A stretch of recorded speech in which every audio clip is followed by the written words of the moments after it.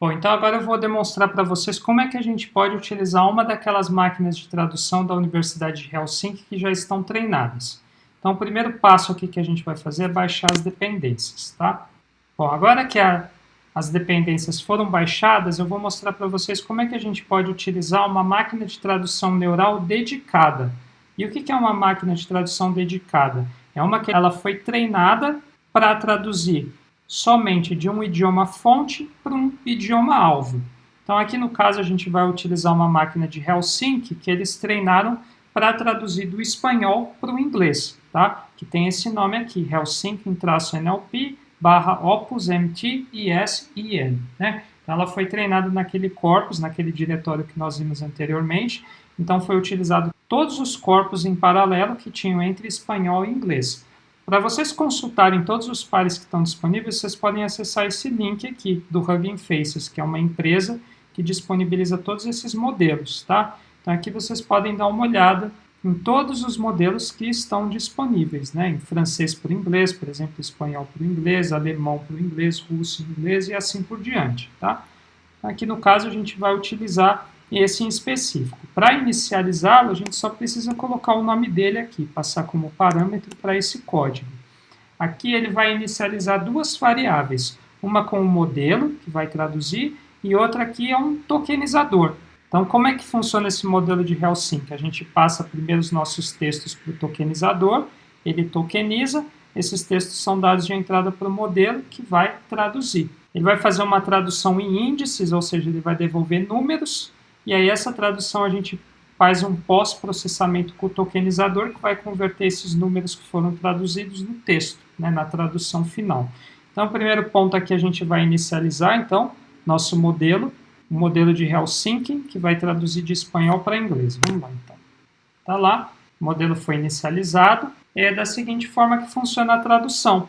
Vocês podem preparar aqui o que nós chamamos de batch, ou seja, um lote das sentenças que vocês querem traduzir. Então aqui eu criei um batch com 3 sentenças em espanhol, né? Mari gasta 20 en pizza, a ella le gusta comerlo, la pizza estuvo genial. Né? Então essas 3 sentenças nós queremos traduzir. Então a primeira parte é fazer a tokenização das sentenças, então a gente passa esse lote como entrada para o tokenizador, junto com mais alguns parâmetros aqui que vocês não precisam mexer. Daí nós passamos então esse texto tokenizado para o modelo, que vai gerar a tradução, e essa tradução vai ser traduzida em termos de números, de índices, né? Depois vocês podem até olhar. E aí nós preparamos a saída, nós pegamos esses índices que foram previstos e nós decodificamos em palavras. E aí vai ser geradas as traduções finais. Então vamos dar uma olhada. Então tá lá, foi gerado os textos em inglês. Mary spends $20 on pizza. She likes to eat it. The pizza was great. Né? Então a gente pode ver que ele conseguiu traduzir direitinho. E esse é um sistema que ele está livre para ser utilizado. Vocês podem pegar, baixar e utilizar aqui no Colab dessa forma que eu ensinei. Tá? No caso, se quiserem utilizar para outros pares, basta vocês procurarem lá no site que nós mostramos e inicializam os modelos aqui. Ok? Bom, aí eu tenho uma notícia ruim, mas aí eu vou corrigir essa notícia ruim com uma notícia boa. Então, assim, nós não temos modelos dedicados, máquinas de tradução dedicadas para o português. Né? Então, a Universidade de Helsinki, infelizmente, ela não disponibilizou modelos para o português. Não sei se provavelmente nós não temos corpos públicos para fazer esse tipo de treinamento, mas aí tem uma solução bem interessante que foi dada, que foi gerar as máquinas de tradução neurais multilingües. E como é que funcionam essas máquinas de tradução? Como tem os textos em inglês, que eles sempre estão disponíveis e eles estão em paralelo para muitas línguas, o que se faz é compilar um corpus em paralelo, onde o idioma fonte é o inglês e o idioma alvo pode ser qualquer um dos idiomas. Então assim se treina uma máquina de tradução para traduzir do inglês para qualquer um daqueles idiomas. Tá? Então aqui no caso a gente vai inicializar um modelo que ele é capaz de traduzir do inglês para qualquer língua românica. Tá? O nome desse modelo que foi disponibilizado por Helsinki é Opus MT-EN Romance. Tá? A gente pode até procurar aqui para vocês verem. O modelo está disponível aqui, o Romance. Caso vocês também queiram, tem como aplicar a outra forma, que é traduzir de uma das línguas românicas para o inglês, tá? No caso, a gente vai fazer do inglês para uma das linguagens românicas. Então, a primeira coisa que a gente vai fazer é reinicializar o modelo aqui, tá? Porque esses modelos são pesados. Como nós já inicializamos a máquina de tradução dedicada, se a gente inicializar essa aqui, provavelmente vai estourar a memória do nosso Colab. Então, vamos fazer aqui um Restart Runtime e vamos rodar novamente. Então, vamos inicializar aqui o nosso modelo multilíngue. Bom, tá lá então, o modelo foi inicializado, e aqui a gente pode ver todas as línguas que são suportadas por esse modelo, né?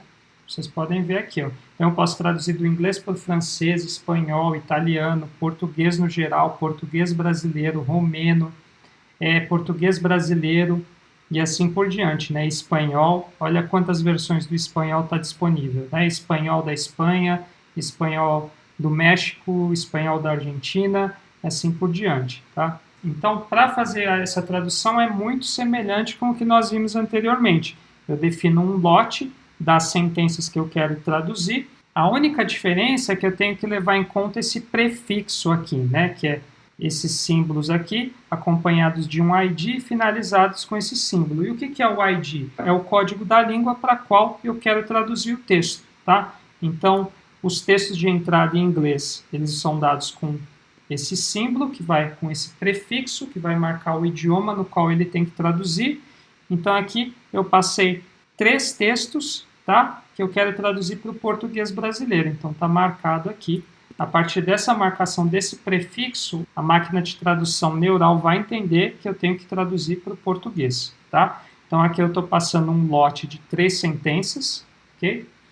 Aqui só um detalhe para vocês, tá? É um lote, vocês podem passar mais de uma sentença, só que assim, não, se vocês têm um corpus com centenas de sentenças, não passem centenas de sentenças para o modelo. Porque, como eu disse, o Colab ele tem um hardware limitado. Se vocês passarem um lote com muitas sentenças, vai estourar a memória do Colab de vocês. Então, caso vocês tenham um corpus com centenas de textos, quebrem em pequenos lotes, né, de 5, 6, 8 textos e passem de lote em lote para ser traduzidos para o modelo, ok? Não passem todos os textos de uma vez, caso contrário, provavelmente vai estourar a memória do Colab de vocês. Então, aqui eu estou passando só 3 textos para demonstrar para vocês. Então, eu passei Welcome to our class. We are going to learn about natural language processing. We will also briefly talk about machine translation. Então, é passado esse batch é dado como entrada para o tokenizador.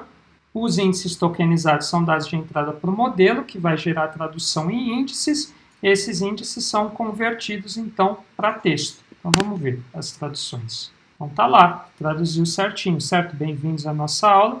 Vamos aprender sobre o processamento de linguagem natural. Também falaremos brevemente sobre a tradução automática.